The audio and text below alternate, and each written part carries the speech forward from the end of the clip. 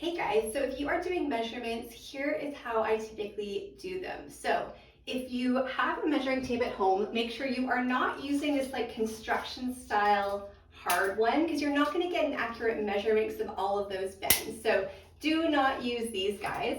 What you do want is something soft. So if you have a sewing style measuring tape, so those soft flexible ones tailors use, those are awesome, and you can also usually find them at the dollar store or Michael's or something like that. So, under 10 bucks, maybe grab one if you know you're going to do this long term.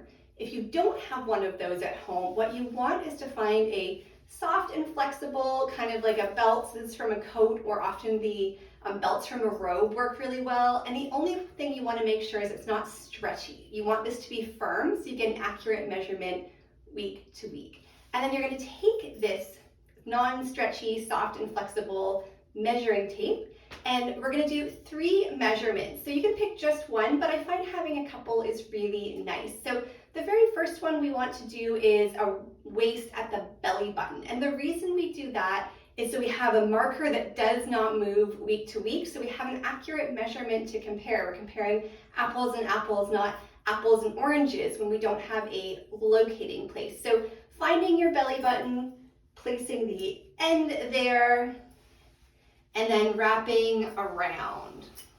There's my belly button there.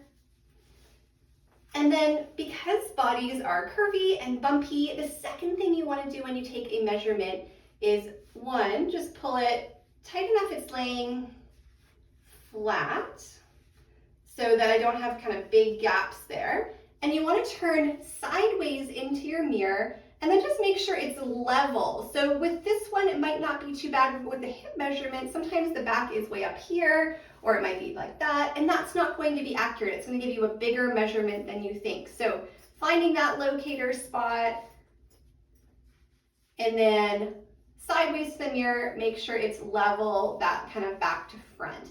And then what we're going to do after that belly button measurement is a natural waist. So particularly for my women, there's often a really big difference here. And this is the area we're trying to have look leaner. And for my guys who are carrying that like extra weight in the middle, this is a nice one as well. And so what you're going to do there is look for your smallest space, and this may change over the next 12 weeks, and do the same thing. So wrapping it around, taking that, and then looking in the mirror and making sure it's level. So you can see here, that was a little bit off. So now it is flat, back to front.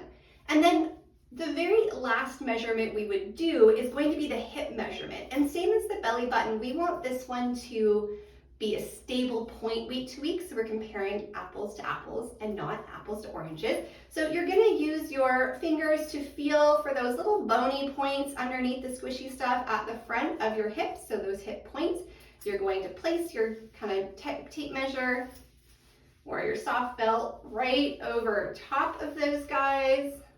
And I always do a double check because these ones are a little harder to find.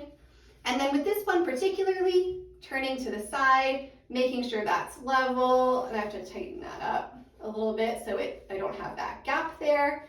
And then that's not too bad. And so then I can take that measurement. And so if you don't have a soft measuring tape, and like me, because everything is in boxes, I just moved Monday, what you would do after each one is mark where it was, and then lay that flat and measure it using one of these guys or whatever measuring tool you having at home. So you don't necessarily need a soft tailor's measuring tape. You can use something soft that's not stretchy and a regular one to then measure what that is. So let me know if there's any questions below. The ones I'd like you to track if you're using measurements are, again, that belly button, the smallest point, so our natural waist, and then those hip points. You can also do other measurements as well. Just try and not make it overwhelming. We want you to be able to do this in 5-10 minutes max every week so that you can do it consistently. This would also be a good time to pop on the scale if you're doing weight, or to do progress photos if you're tracking that, or try on those jeans or that top if you're doing that fit or feel.